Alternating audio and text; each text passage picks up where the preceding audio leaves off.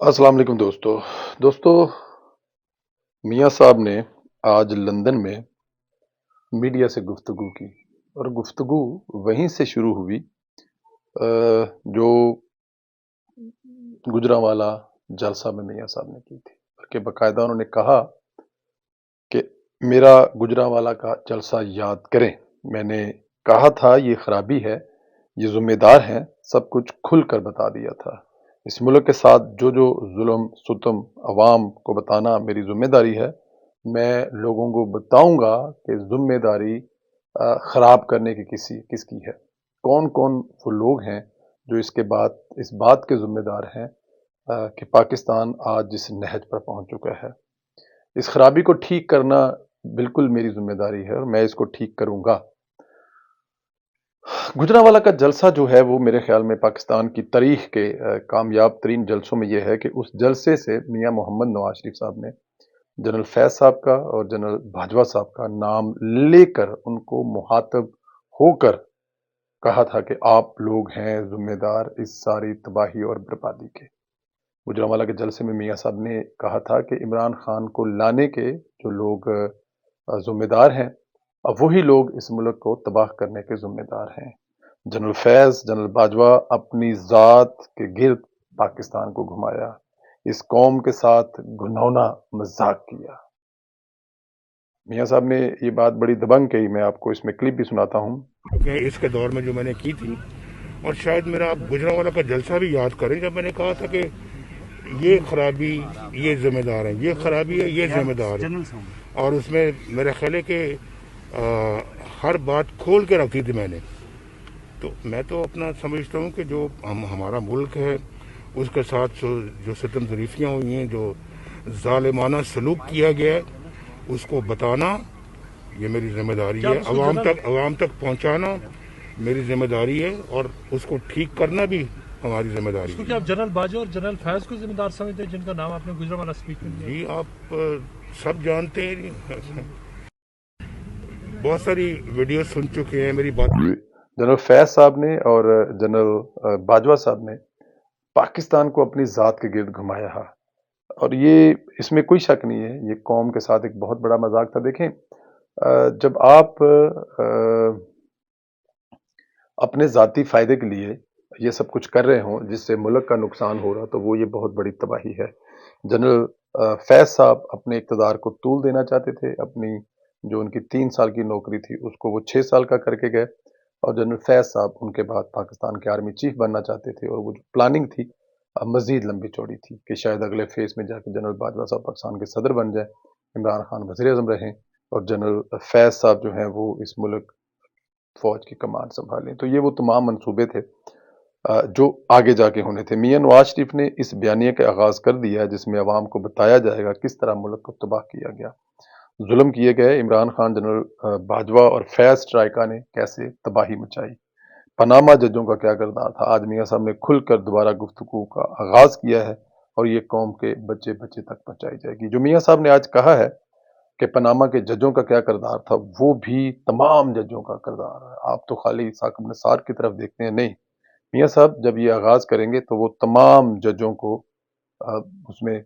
बताएंगे, उस पर बात करेंगे कि कौन कौन से ऐसे जज साहबान थे जिनका ये किरदार है, जिनकी वजह से सारा कुछ हुआ है। ये आने वाले दिनों में आप देखेंगे जब मियाँ साहब इस पे अपनी गुफ्तगू का आगाज करेंगे, एक एक का नाम, एक एक का किरदार, किसने कब कहाँ क्या क्या जुल्म किया। आपको याद है, ये इतने जालिम है कि इन्होंने इंसाफ करने के लिए एक टाइम लिमिट लगा दी।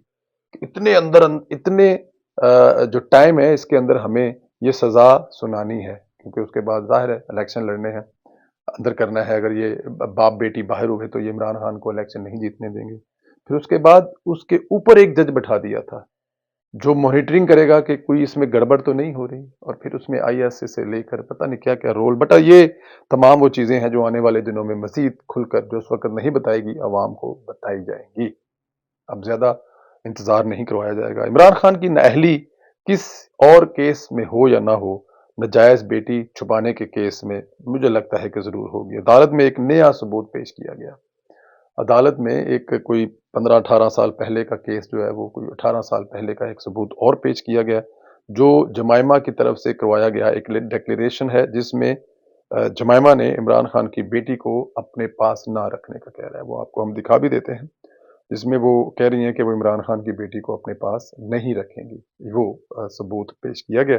عمران خان کی مبینہ بیٹی ٹیران کی سرپرستی سے متعلق عمران خان کی سابقہ اہلیہ جمائمہ خان کا 18 نومبر 2004 کا ڈیکلیریشن پٹیشن کے ساتھ ریکارڈ کا حصہ بنا دیا گیا جو اس وقت عدالت میں موجود ہے. عمران خان کے گلے کا پھندا بننے جاری ہے یہ جو ڈیکلیریشن ہے. اور دوسری بات یہ ہے کہ عمران ڈیکلیریشن میں جمائمہ نے ٹیران وائٹ کی سرپرستی اپنے پاس سے رکھنے سے انکار کرتے ہوئے کیرولینا وائٹ کو دینے کا کہا تھا. یہ کیس جو ہے نا یہ مجھے لگتا ہے کہ یہ کیس عمران خان کی جان لے گا کیونکہ اس کیس میں یہ کیس آج کا نہیں ہے. دیکھیں اس کیس کی سب سے بڑی بات تو یہ ہے کہ عمران خان کبھی اس سے انکار بھی نہیں کر سکے. پھر سب سے بڑے ثبوت آپ کو عدالتوں میں جو حصہ بنایا جا رہا ہے. اور دوسری سب سے بڑی بات ہے کہ وہ جو بچی ہے وہ عمران خان کی سابقہ اہلیہ کے پاس ان کے دونوں بھائیوں کے پاس رہ رہی ہے.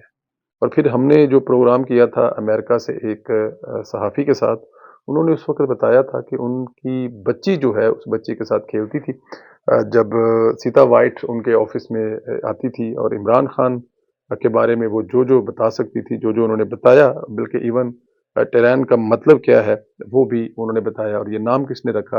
اور جب اس کے نانا نے اس کو دیکھا تو انہوں نے کہا یہ پورا وائٹ بلڈ نہیں ہے. یہ بہت ساری دوسری سٹوری ہیں جو آپ لوگوں نے سنی لیکن آنے والے دنوں میں یہ مزید اس میں سے چیزیں نکلیں گی. اور عمران خان اور میں ایک بات اس میں اور بتاتا چلوں کیونکہ ظاہر ہے ہم یہ ان کی ذات کے حوالے سے ہے تو الفاظوں کا مناسب استعمال بہت ضروری ہے.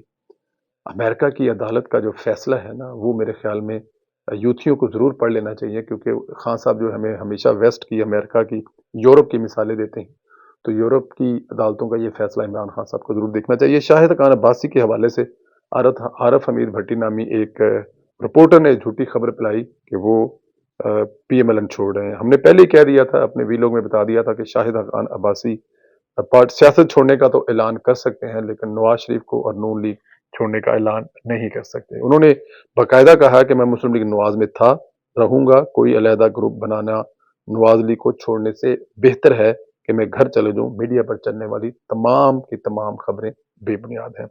جو مرضی ہو جائے کوئی بھی نون لیگ نہیں چھوڑ سکتا کیونکہ یہاں نواز شریف کے نام پر ووٹ ملتا ہے. اس وقت لوگوں نے نہیں چھوڑا جب مشکل ترین وقت تھا جب ظلم تھا جنرل باجوہ کا ظلم تھا تو اب کیوں چھوڑیں گے جبکہ حکومت اپنی ہے. یہ انہوں نے کہا ہے. کچھ لوگ ان کو مفتاح اسماعیل صاحب کے حوالے سے کچھ حصہ بنا رہے تھے کہ شاید اس وجہ سے کہ وہ مفتاح اسماعیل صاحب کے بڑے کلوز ہیں تو پی ایم ایل این چھوڑ رہے ہیں. لیکن ظاہر ہے یہ کام ایسے بیوقوف اور ڈنگر صحافی کرتے ہیں جو 10ویں جماعت پاس ہوتے ہیں اور جو کسی کے پیپر ہوتے ہیں اور ان کا کام یہی ہوتا ہے وہ بس جھوٹی خبریں پھیلانا اور میڈیا میں ہائپ کریٹ کرنا اور اپنی طرف توجہ متوجہ کرانا اور کچھ بھی نہیں ہے. آج میں نے ان کا انٹرویو سنا ہے شاہدہ خان باسی کا. انہوں نے کہا جی اب چھوڑنے کی کیا ضرورت ہے اور کیوں چھوڑیں گے. مسلم لیگ چھوڑ کر دوسری پارٹی سے بہتر ہے کہ میں بنانے سے بہتر ہے کہ میں گھر چلا جاؤں. دوستو آنے والے دنوں میں سیاست میں بڑے بھنچان آنے والے ہیں. اپنے خیال رکھیں. اجازت دیں. خدا حافظ.